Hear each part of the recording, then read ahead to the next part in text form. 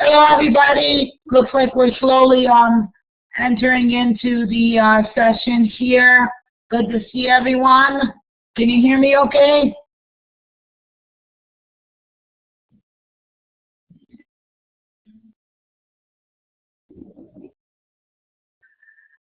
So can everybody hear me?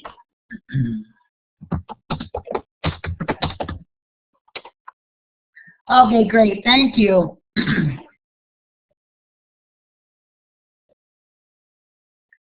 Well, we're actually up to week 5 now, so the class is going quickly, and you all are getting a good, sound knowledge on the topics we're covering.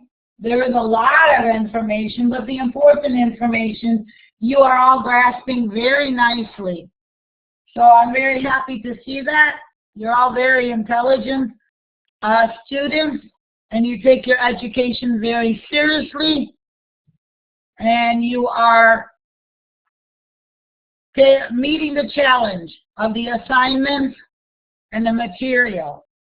Again, there's a lot of material, but we review every week information from the previous week, and also hopefully you are doing those practice optional exercises to help prepare you for the midterm and final exams. Also, just to know that the midterm and final exams are the greatest portion of your final grade. So it is important that you understand the topics, that you do those optional exercises, and also in the back of the chapter, if you can complete those exercises, then you will be a master of the material.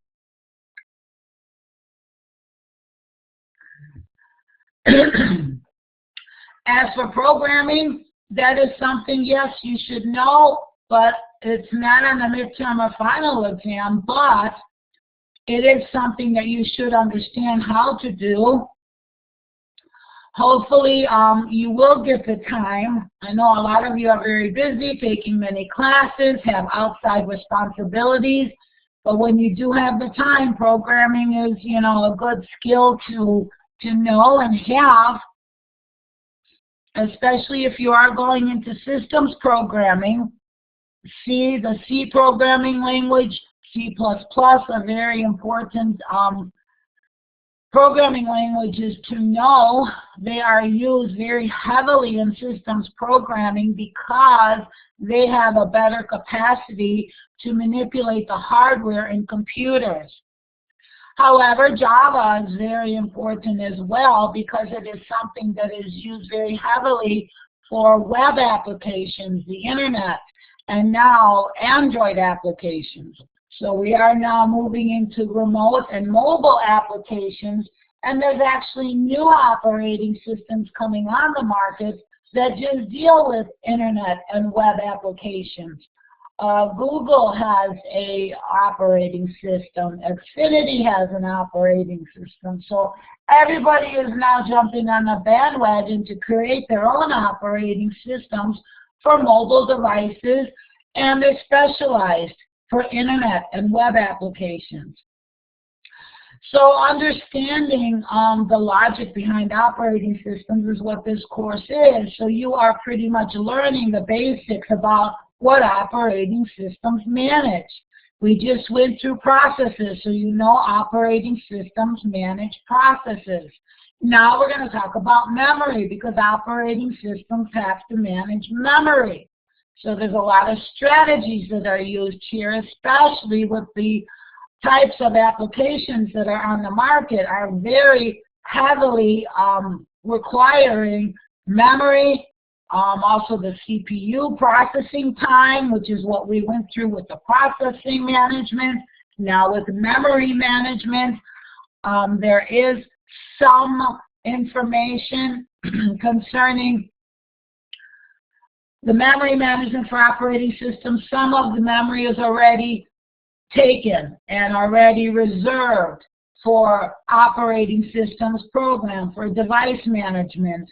When you type on the keyboard, it goes into a specific memory location, which is then taken and displayed by the device, display device driver.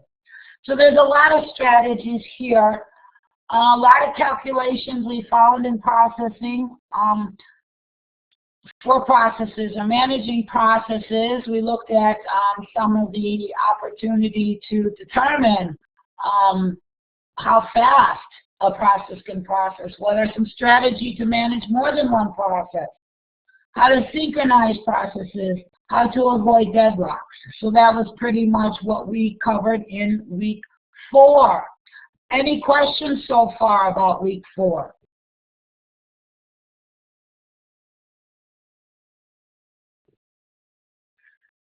There was some assignments you had to do in a programming assignment, but a lot of you did do several parts to that programming assignment, so I gave you full credit. If you only did one option, then you got, half a credit, but you can continue working on it. Some of you did miss a couple exercises here or some parts of the programming assignment, so I did see there were some submissions today, so I will get to them today to update your grade. Do know you can continue working on the programming assignments if you didn't actually program it. Feel free to do so. It only just makes you that stronger of a programmer, even though it may be difficult in the beginning because you're dealing with different Java classes. But by all means, if you want to learn how to program in C or C++, by all means, there are a lot of tutorials. This is an opportunity to you to maybe create a C or a C++ program to add to your skills. There are a lot of tutorials on the internet to help you in doing that. Yes, you all were on the right track with the project. You understood that there had to be signals, that there had to be some kind of navigation through the students, through the, using the chairs, using the teacher assistant, and different states. You pretty much had like a state or activity type of a program where you had to monitor what state you were in. Was the teacher helping an assistant or not? Or was the teacher sleeping? Was the student able to get help right away, or did they have to wait? If there were no more chairs to wait, they had to go do something else and came back. So it was a way of you to see how many things going on at the same time and how does one program handle it. And that's similar to how does one CPU handle it. So what you learned is really how to pass instructions to a CPU using a scenario of a real world where you had a teaching assistant and a student. Many of you gave me the output for the sleeping barber problem, which was very, very similar. So I gave you credit for that. Many of you gave me a flow chart. And that encapsulated the issues that you had. And hopefully you saw how these processes had to be managed, or how many, the states of these different processes had to be managed. So we did, a little bit of synchronization and really a little bit of the deadlock. You sure can share your flow charts, yes, and if you want to continue then to program with it, by all means, please do that. Yes, always, after assignments are graded, you can always post them in the discussion forum for class collaboration. That would be a wonderful idea. I'll put a post out there now so that everybody can put their information there. I usually do this, so this is, you reminded me that this is a good thing to do.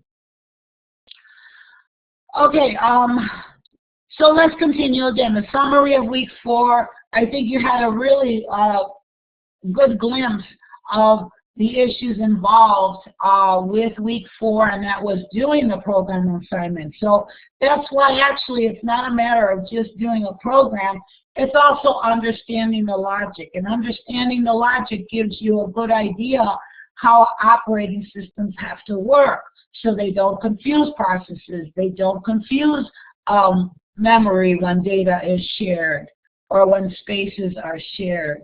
So it gave you a good idea because you had to make sure that you were following that logic in your flowchart, as well as when you looked at the sleeping barber problem. So yes, by all means, please work together and continue working on this. Actually, this week, week 5, you'll have a little program that you can do. as well. Feel free to collaborate on it. I will discuss it a little bit as we go on. But just to again, to recap week 4, these are the different areas that we discussed or you looked at. The critical section problem, that was, a section of a process that had to be completed from beginning to end. You can synchronize through hardware, but usually we're working with software. So there are software solutions to synchronization. Mutual exclusion locks. In other words, you have to wait before another process can continue. Semaphores, another strategies, using signals. So hopefully you have an opportunity to get a glimpse at what these strategies are and also how they're written in code. By all means, continue programming. If you want, again, if you want to be a programmer, these are wonderful areas to understand how to program these algorithms, because they are not only for operating systems, but these types of algorithms are used in many types of scenarios. So it's a good way to understand how to implement this logic in case you have another scenario. It can be seen in networks. It can be seen in transmission of data, communications over the internet. Again, if you have anything that's receiving or anything that's sending, they have to be synchronized. So these areas or algorithms are used in a variety of scenarios. So yes, understanding them here, how they apply to operating systems, is what you will be learning for this course. But understanding the logic, again, will apply to many areas. So it's a good chance now to learn it as well as you can. Deadlocks, again, this is if there's a deadlock, in other words, nothing continues, there is a problem. We looked at some strategies for deadlocks, how to handle them, how to prevent them, how to avoid them, how to detect them, and how to recover from them. Again, this is seen in many scenarios, networking being a very common one. It's not just operating system processes. But if you are going into the development of applications as well, you will be handling a lot of things. For example, if you think of a video game, you have a lot of aspects going on in a video game, and you have to thread. Threading or multi-threading or using threads is not just for operating systems. It is used in many programs. For example, if you have a game where you have graphics, where you have a player who has to move, when you have other players moving, how do you synchronize all this? When you have 3D graphics that are in virtual reality, you got to make sure that character is moving on that side of the screen, another character is moving on another side of the screen, and you will be doing threads to accommodate all this different information and application that's going on.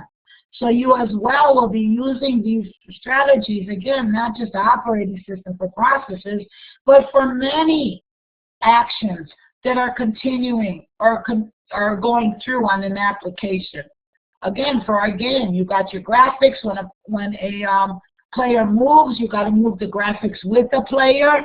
If the player is interacting with another player, you have to move. They have to move and collaborate and have some kind of inter-process communication with each other. And then there's mapping, there's artificial intelligence, there's physics. So there are a lot of threads that are continuing and processing at the same time. So these strategies, again, are not only for operating systems, but for, again, the heavy demand we have now with our applications, because they have so many multi-processes that are going on. Okay, this was your exercise 6.1. Many of you had the same answer that I have here. So if there was a couple of you that only did one exercise by accident, forgot to submit the second one. So I will still take it and give you credit for that. But many of you had the same answer. So I'm assuming you understand what this means and what this is about. So If you have any questions, again, any questions you have on any of the assignments, post them in the discussion forum so we all can answer it together. These short sessions here are only 1 hour, but the discussion forum goes on all week, so it gives us more opportunity to discuss problems and questions. And the best idea, again, is to look at stuff early in the week so you can have your questions answered before assignments are due. So these are the answers. This is the answer to 7.8. This is concerning many processes and many resources. So this was a little algorithm or a mathematical logical proof for an algorithm concerning how do we allocate resources. So the bottom line with this type of logical proof, if you've taken any kind of logical mathematical classes, this should be familiar to you. If not, just think of a real-world scenario. So there exists a process such that the needs are 0. But it follows that P has at least one resource that it can release. Hence, the system cannot be in a deadlock state. Deadlock means nothing can be released or nothing can be started. But if you're going to have more than one resource, you're going to assume that something is always going on at the time. The process always has something. And if they have something, then they can release it. So that's the bottom line of this complicated mathematical logical symbol. It just means if you have many resources, no one resource is going to be locked in because there's always one that can be released and another one that can be received. That's the bottom line. Any questions on these two assignments? Back to the race condition. Again, race condition means very similar. Any kind of interaction you do in real life. Before you can withdraw money from the bank, it has to be deposited. Bottom line, you can't take out what's not there yet. So you just make sure whatever needs to be done first is done first before another action is taken place that relies on the first action. So again, it's something we already do. It's heavily used, again, in the banking industry and any kind of database interaction when there are multi-users and they rely on different parts of the information or different parts of the update. Or another example, a customer can't be billed for their order if the order wasn't put in yet. So there has to be an order of which needs to be done, and that's something a programmer will make sure to take account of. And that's called a race condition. All that means is something has to be done first before something else can proceed. And this one just means, again, if there are multiple resources, then the process will always have one of the resources they can release. It won't deadlock. In other words, there is a waiting period. If there is a waiting period that eventually will result in that resource being released, you will never have a deadlock. You may have to wait a long time, but there is an end in sight. If you know that at one time that, there will be an end to it, it's not an infinite loop. It's not going to sit there and just wait. It's going to be used, and then it can be released. That's all pretty much what this is considering of. Okay, now the programming project. Very good point, Nora. Yes, well, it all depends. Deadlocks don't necessarily have an order implied, whereas race conditions do. So a race condition is like a specific type of a deadlock. It just means that something has to be done before something else needs to be done. Now, I could have a deadlock. Maybe you're doing something with your bank and I'm doing something with my bank at the same time. So our communication into the bank can be deadlocked. We both can't get in because it doesn't know which one to do first. when you have a race condition, there is an order implied. We know something has to be done first before something else. So that's how we could avoid that deadlock. It's just putting this priority. But if you don't have anything that needs to be done first before something else, then no, you can have a deadlock, and it has nothing to do with a race condition. But again, that's very insightful perspective here. A race condition is a specific type of a possible deadlock. And it also can have more.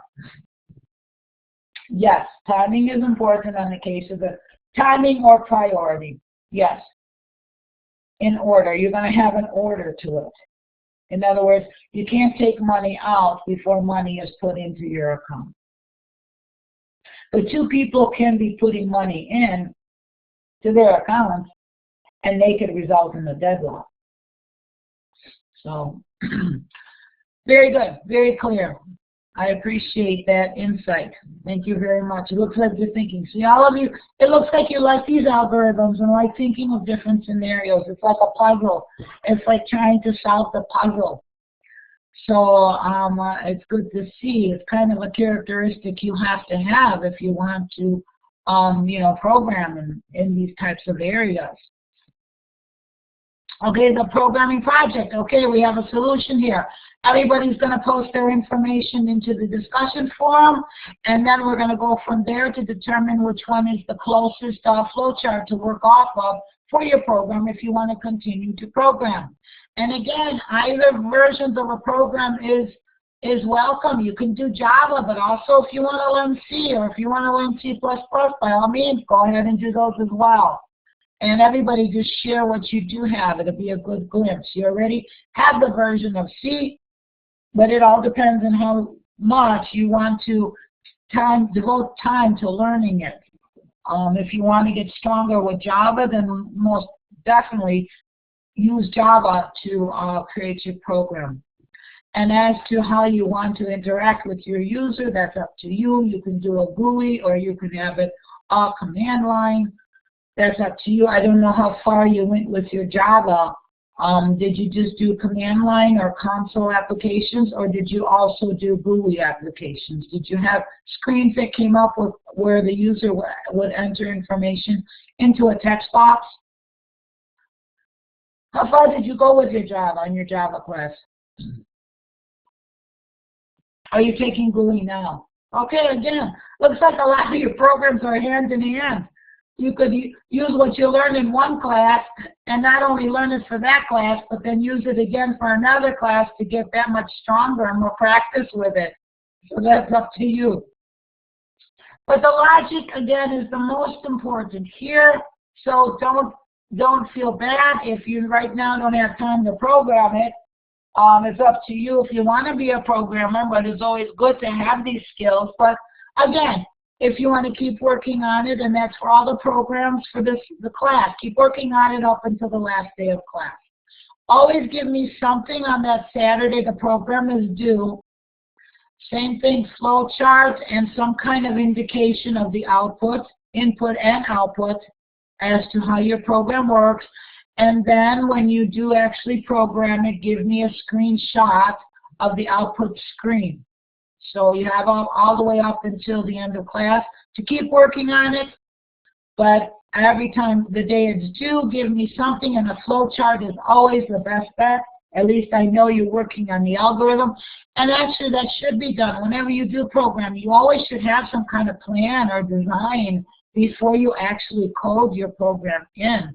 That is a programmer best strategy. You need to use those programming tools such as flow charts, pseudocode, storyboards, activity diagrams. So any kind of UML diagram. So if you want to go further, UML are the diagrams. A lot of these versions of diagrams are used heavily in the system development, system engineering, and programming world. So that is something as well, to start learning how to understand these diagrams and create these diagrams. You will. They are used in a lot of aspects of any kind of software development. you know, from planning, designing, coding, testing. So understanding diagrams is a very crucial in any area of IT. Network diagrams, for example, or interface. You're doing GUIs, so you should always have a storyboard. What that means, it's just like a vision or a design for what you want your GUI to look like. You would plan it first, off screen, then later try to generate it. Okay, so these are valuable skills to have. You can do that with this class as well. So give me as much planning and design that you want before you actually program it, if you actually program it. Sometimes the design and planning and flowchart is close enough to the actual program because it will be what the program will do. Usually you have these specifications before you even sit down and do any coding. The coding is just very easy once you have good designs and good plans. So that will always be acceptable. Okay, so this was the cheap sleeping teacher assistant. Again, we will have that in the discussion forum. Post your flowcharts, and then you guys can discuss which one do you think is the closest one to the actual C program code that I gave you, and which one will then be implemented best in Java, by all means. Okay, so these were the optional exercises that we looked at, or I gave you in week 4 office hours. These are the answers. So this was assume a multi-threaded applications uses only reader-writer locks for synchronization. Applying the 4 necessary conditions for deadlock. Is deadlock still possible if multiple reader-writer locks are used? And here's the answer, yes.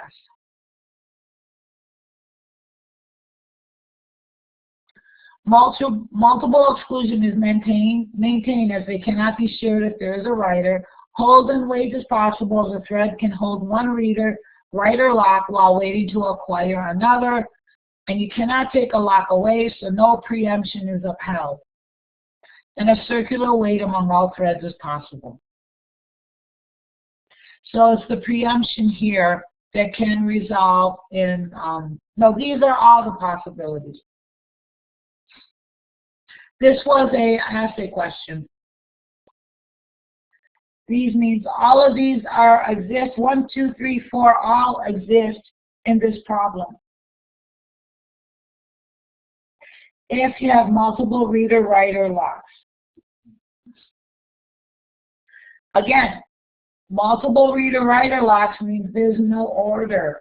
So since there's no order, there's no preemption. One writer doesn't take precedence over another writer, or one reader doesn't take precedence off of another reader. That means you can have a deadlock. This just implies in order for this to work, you have to have some preemption or some order. And that goes back to processing scheduling, or process scheduling. Well, is somebody going to have higher priority than other? Are you going to do first come, first serve? Let them finish? Or, you know, those are the strategies that will come into play here. Okay, explain why interrupts are not appropriate for implementing synchronization primitives in multiprocessor systems. We looked at interrupts. Back in chapter 1, we talked about interrupts as to how does a CPU process. Well, they're given the instructions until it's interrupted. Interrupts are not sufficient in multiprocessor systems since disabling interrupts only prevents other processes from executing. So there is no limitations on what processes could be executing on other processes, and therefore the process disabling interrupts cannot guarantee mutual exclusive access to program state. It's not enough. We can interrupt, but it doesn't mean we're going to keep track of what's going on with this processes. We don't know if we can interrupt a process. So we have to have some other kind of guidelines as to when an interrupt happens and what happens after an interrupt. We can't just say, okay, I'm here, I need to start processing. Everything can't just stop to let that process come through. You have to have some other organization or some kind of other order that says, okay, when an interrupt comes through, what happens to all the other processes? Is that clear? Again, it's just saying that interrupts are not enough. You need more reason. Again, that's why they have all those strategies. When you process scheduling processes, there's a strategy. When you're dealing with deadlocks, there has to be some strategy to determine, you know, when something does get processed and when something does not. There has to be some kind of imposed reason. An interrupt is not enough. You can't just say, okay, stop doing what you're doing because I have to process. That's not enough, because then what are you going to do with the rest of the processes? You know, how are you going to keep track of where they were, what they're doing? Or maybe they have a sub-process working. So there's still, you have to have a plan for what to do with the other processes that are working. So an interrupter is good to start it, but then you need some more strategy or scheduling or a plan what to do with those processes that we're processing, how to make sure that when they get back to processing that they continue where they left off. You have to store it somewhere. You have to keep track of it somehow. It's not magic. So an interrupt is just not enough. Okay, here we go, race condition. We've talked a lot about these race conditions. What do you think is the answer?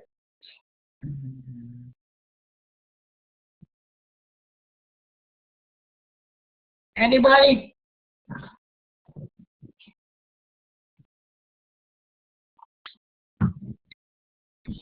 We have an A, we have a C.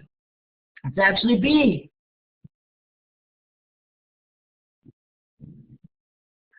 B is, again, just like that wife and that husband. They are both trying to get money from the account. One's trying to put it in, one's trying to take it out.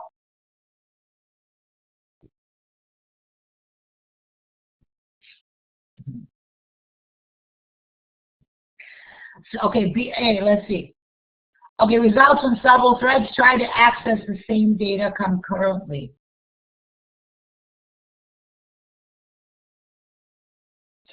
Accessing doesn't matter. Just getting the data, I just want to read something. Reading does not have any impact on who reads what when. But it's when you need to modify it. Remember, it's putting money into the account before you can take it out. So it's when you modify it. That's when the race condition is important. I have to.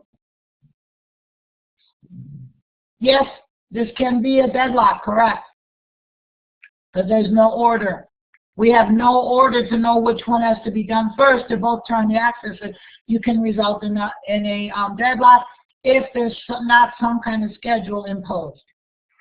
Race condition has a specific schedule. We know one process has to be completed before the other process continues.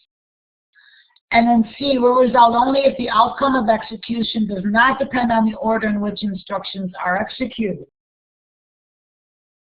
Again, this is not a race condition. It's kind of similar to A. And then none of the above. So B is the answer. Okay, an instruction that executes atomically must, here, A, B, C, or D. You think of atom. Atom is like the smallest unit.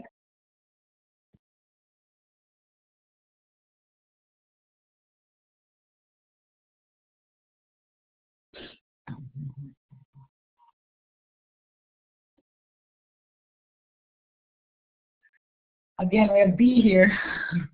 Executes as a single uninterruptible unit. It's the smallest possible unit. In other words, it's the smallest version of an instruction that it can be. In other words, it's just something that is processed. There's no other components to it. one machine instruction can actually, please put the answer in the exam. You will have it to study. Okay, one machine instruction can be comprised of several steps. An instruction that's atomically is, oh, interesting question, cannot be used to solve the critical section problem. However, no, it may be able to be used. It can just be the changing of a signal. Say you change a signal, or just change one bit from 1 to 0. That would then, remember when we have our wait, or we have our release and lock? So I can have one very simple instruction that just changes a 0 to a 1, and 1 means that the critical section is finished. So that would not be applied, because anything that's a possibility to solve a critical section problem is just one atomical instruction. Does that make sense?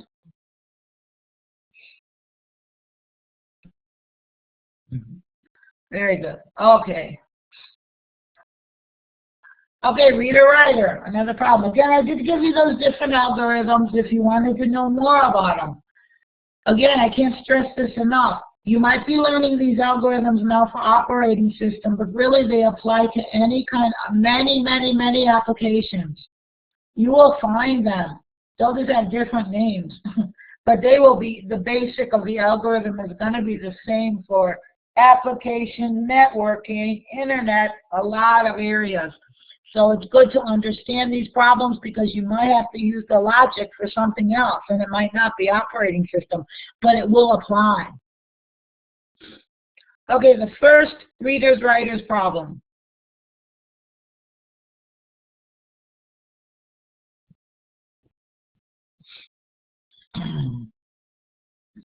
Okay. There we go, very good. Requires that no reader will be kept waiting unless a writer has already obtained permission to use the shared database.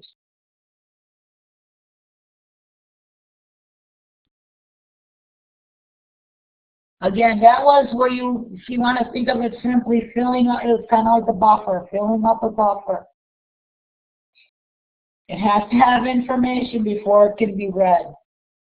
So the writer has already obtained permission to use the shared database. The writer has to write it before the reader can be read. Kind of like this is an example of your race condition. Okay, what is the correct order of operations for protecting a critical section using a binary semaphore? And a binary semaphore is an example of atomical. Each part of it is an atomical instruction, as we just mentioned with this critical section. So I'm glad you're relating these and you're thinking about it. Okay, so I don't know what answers. So we have new answers. We have a B. We have several calls for a B. It's actually a C. So it's wait followed by signal. You have, don't forget, you have to signal when you acquire something, and you have to signal when you release something. So you're going to wait before you can acquire it, and you're going to wait before you release it. Your wait may not be long, but you have to first see if you can acquire it. So you have to wait to see if it can be acquired. If it's going to be acquired, then you will acquire it, and you'll signal that you acquired it, and then you will release it.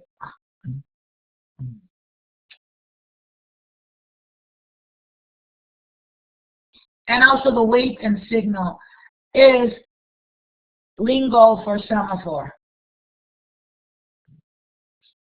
Release and acquire is typically referred to different algorithms.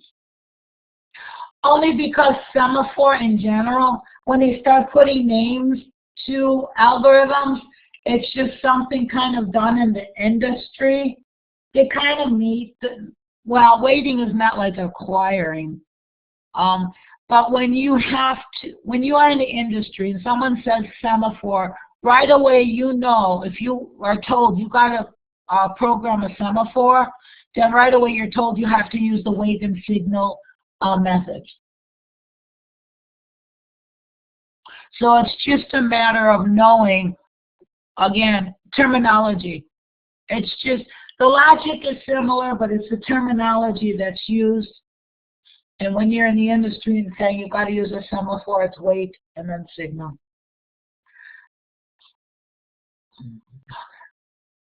Okay, a deadlock state occurs whenever a process is waiting for input, output. Well, I'll let you read these.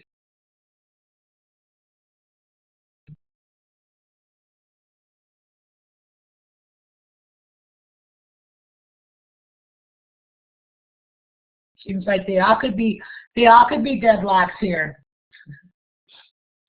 Every process in the set is waiting for an event that can only be caused by another process in the set. And the key term is every. Every process is waiting, even the one that's got to do the event before the other processes can continue.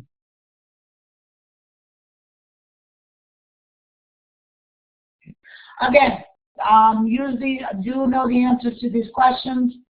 They will be similar questions on the midterm and final exam. Okay, which of the following statements is true?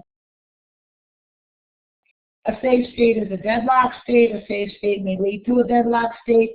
An unsafe state is necessarily and by definition always a deadlock state. An unsafe state may lead to a deadlock state. Exactly, it's D. There was that diagram I did show you in the virtual class. Same thing with the previous question with your acquire, your release, your wait, and your signal. There are slides in the virtual class where we discuss this, so do review those slides, and then you can get a more detailed information. Here is actually a diagram, or a diagram in your textbook that shows the differences here. So do review it. Again, section 7.5.1. If you're not clear on any of the questions, there is always a section here where you can read more about it so you can understand it. And if you still have questions, post them in the discussion forum. Okay, explain what has to happen for a set of processes to achieve a deadlock state. And make sure never to have this happen when you program. Yes, the four things. So every process in the set must be waiting for an event that can be caused only by another process in the set. Thus, the processes cannot ever exit the state without manual intervention. In other words, if they're all waiting, and they're all waiting for what one of them has to do before they can continue. Well, they're all waiting, but very good. Okay, so go over again, section 7.1 if you want more information.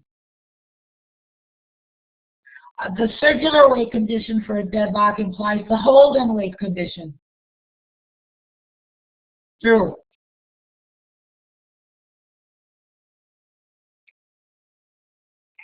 Again, continue then section 7.2.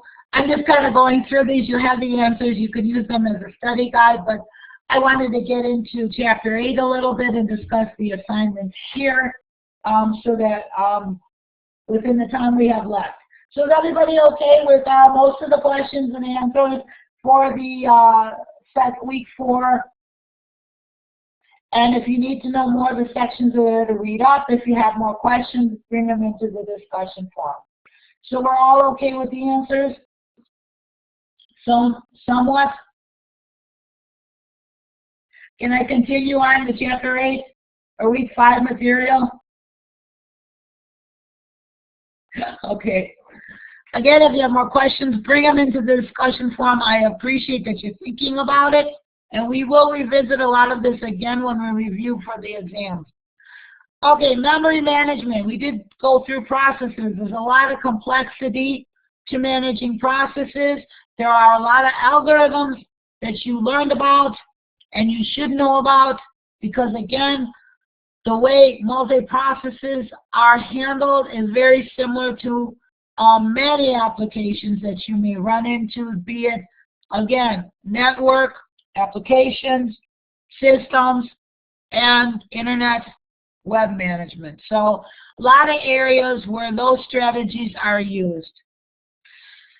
Yes, you do. But just know that when you do study it all, you're going to be a master of everything. So hopefully I'm giving you a lot of material to use, kind of, again, when I give you information on a chapter, for example, here you have a list of topics, understand those topics. I do give you practice, optional exercises, know the answers, understand the answers. The exam questions on the exams are going to be similar. And also do the exercises at the end of the chapter. So I'm trying to give you as much material as I can. We are limited to these hours, but again, bring in more information. I do appreciate a lot of you are sharing links in the discussion forum. That's fantastic. I have heard several classmates respond and say whatever link you gave or the references you gave helped them a lot in understanding it. So if you find something that helps you understand it better, then bring it into the discussion forum, because then it's helping your classmates as well. So it's really helping each other out, and if you have questions, help each other out. You are all in this together, and we're all learning this together. So the more we help each other, then the better we'll do on the exams. Okay, so now we're going into memory management. We talked about processes. Again, you're getting the general idea of it, and now we're going to talk about memory management. Again, there's a lot of strategies here, and the reason why is because we have a fixed amount of memory we have to work with. And we have applications that want so much of our memory. There's a lot of demands on our resources for all our applications today. Technology is trying to keep up with it. You can always add more components to your computer. However, the operating system has to be able to deal with the new components. And operating systems have to deal with different sets of memory. You might have more memory than your classmate has. You might have a different processor than your classmate has. So that's a lot of complexity added to these programs. You may have more memory than your operating system can even recognize. We already know your processor works faster than your operating system can keep up with it. But also there are limitations. Sometimes an operating system is created and they only have algorithms that only could deal with so much memory. You might have more memory, but if you can't deal with that extra memory, it doesn't make a difference then in adding that extra memory. So there's a lot of strategies to your operating system. You have to understand your operating system to know if it can accommodate what upgrade you are adding to your computer. It may not be able to accommodate it, so adding it, the extra expense you're using to add it, doesn't make a difference. So what you have to do is just actually get a different operating system. So just adding more memory sometimes is not enough. You may have to upgrade your operating system so that it can recognize that extra memory, or put in a faster processor. Again, you have to make sure that your motherboard or your buses can accommodate that faster processing. There's something called 32-bit, there's 64-bit, so there's a lot of terminology, and we'll talk a little bit more about this terminology. Okay, so memory management. Again, we have algorithms, more algorithms, but this will make you a stronger programmer. Again, a lot of these algorithms and strategies not only work with operating systems, but there's other applications that it can help. So understanding it here will help you then when you do other programming. Each approach has its own advantages and disadvantages, just like we talked about when we talked about process management. Some are better than others for different situations. It all depends on the situation you're in. Selection of a memory management method for a specific system depends on many factors.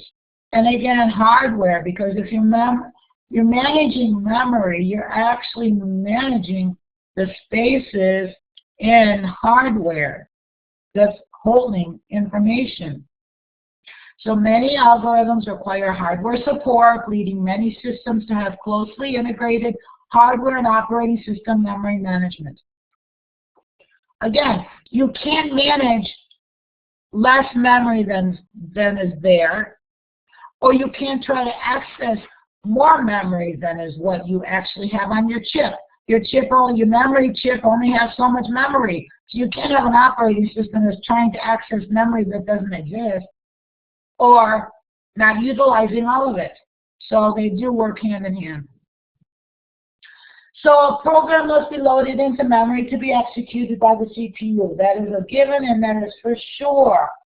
Your CPU does not process instructions from your hard disk or hard drive. It does not access it from your CD. Everything has to be put into RAM. Therefore, memory management is critical, especially to multi-programming systems. Various memory management algorithms are discussed. So we're going to talk about various strategies as we did with processors. Now we're going to talk about different strategies with memory.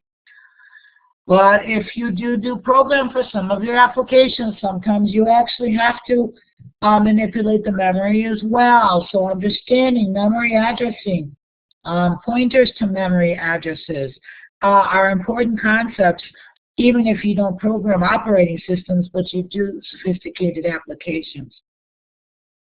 So all approaches must guarantee that every memory address generated by the CPU must be checked for legality and possibly mapped to a physical address.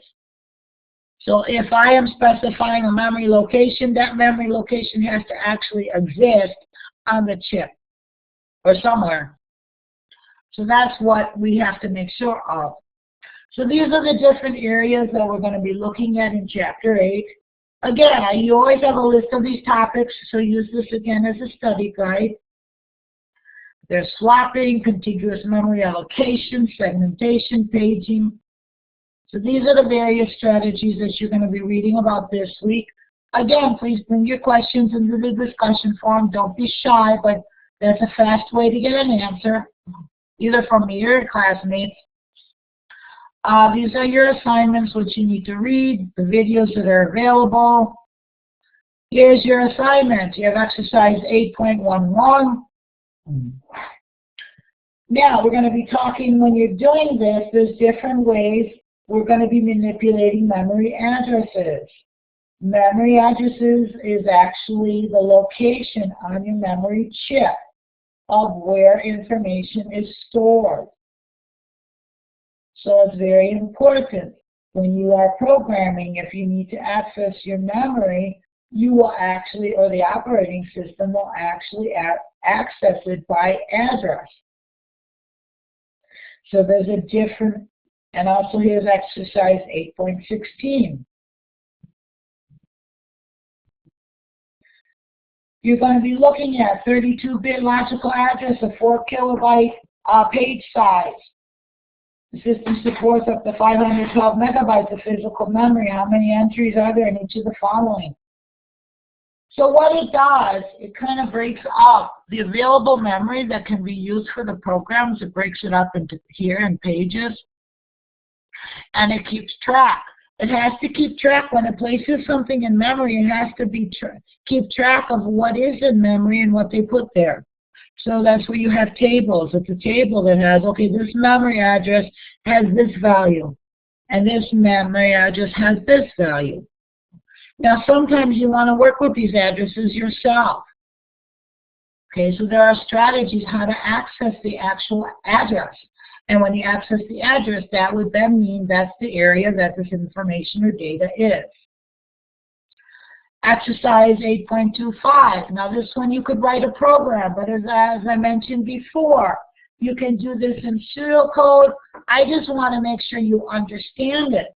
Eventually, when you have time, then you can actually program it. This is a simple one that you can do in Java.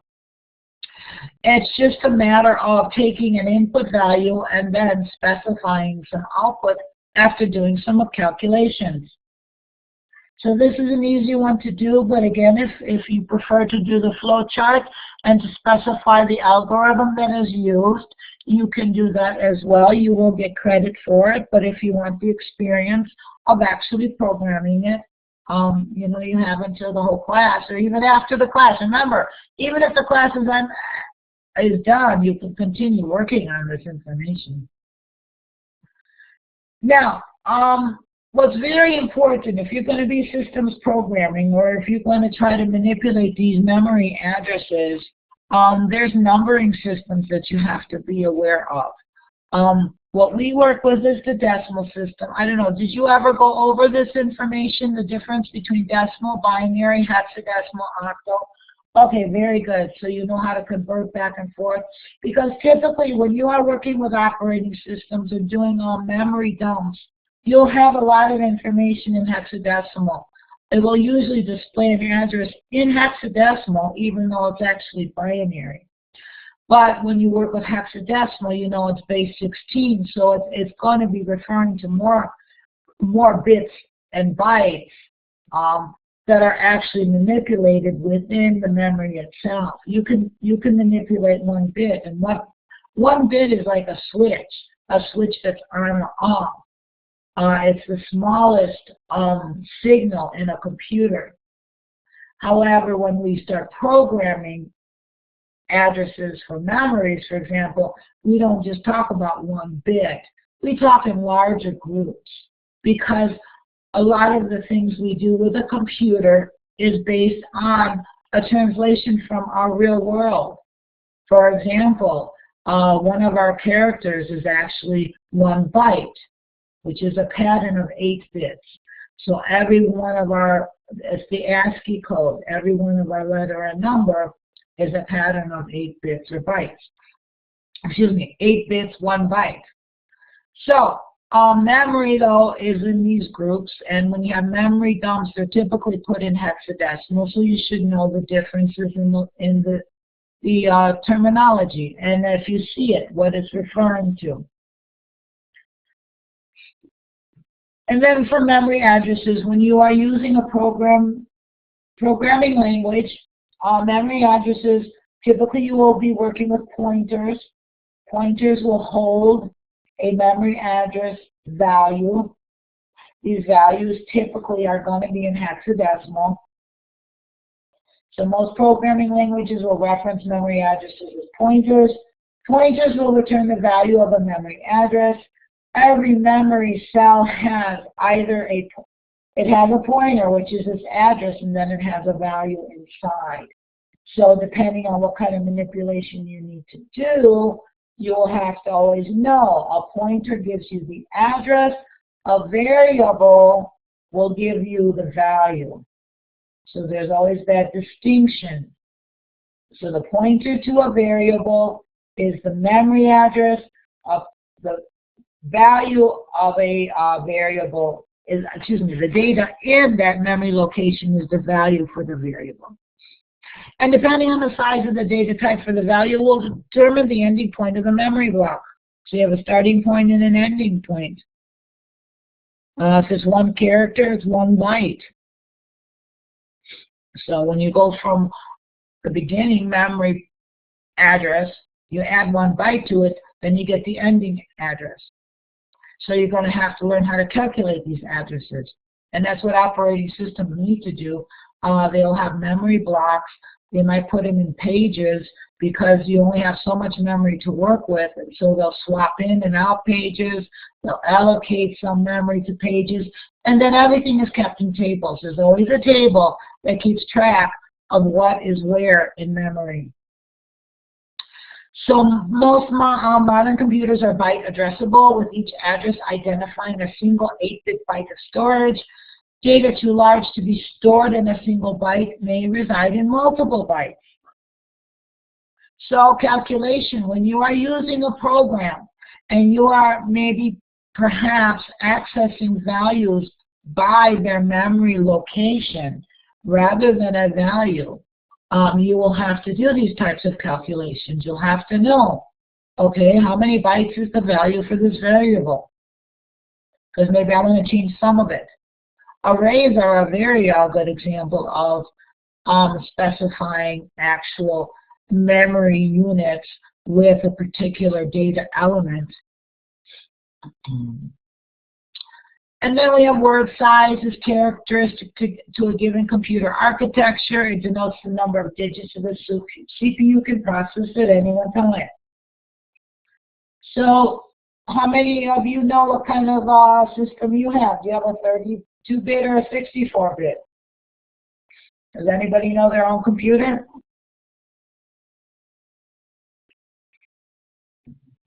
Okay, we have a 64, we have a 32. So yeah, there's a lot of manipulations done. Sometimes the 32-bit can use 64-bit instructions. What it does, it just splits the 64-bit into 2 instructions instead of 1. So there's a lot of strategies that are used. But that's your word size. So when a computer is 32-bit, usually allows 32-bit memory addresses. So a byte addressable 32-bit computer can address 2 to the 32nd bytes of memory, or 4 gigabytes. So these numbers of memory and how many memory addresses is something that you would have to work with when you're doing memory management. So your exercise for 8.25, here we go. We have, this is the one that you can program. It is a simple program if you can see it as that. But again, the logic and the flow chart is good for now. If you want to program it, you can. But you will get up to full credit if you give me the logic and the flow chart. So the pseudocode in words, and then the flow chart in logic, and you're good to go with this assignment. But again, if you want to program it, that just gives you that much more practice. So hopefully you will, maybe by the end of the class, or maybe even after the class is ended. Okay, so what does this mean? So offered in pseudocode the algorithm for the calculation necessary for the answer in pseudocode. Include input and output statements, program in Java for extra practice, or program in C or C++ for extra practice. But that's your input, and that should be your output. And it should be all in decimal. So you might have to do some conversions. I don't know. So here we go. So you have 1 gigabit is 1,024 bytes. Okay. 4 KB is 4,096 bytes. So this is the calculation that you would do. You would divide by 4. That value, that's your input value, divided by 4,096 because that's 4 kilobytes. And then modulus. Do you know what modulus is? Anybody, have you used modulus? Okay, so that's the remainder.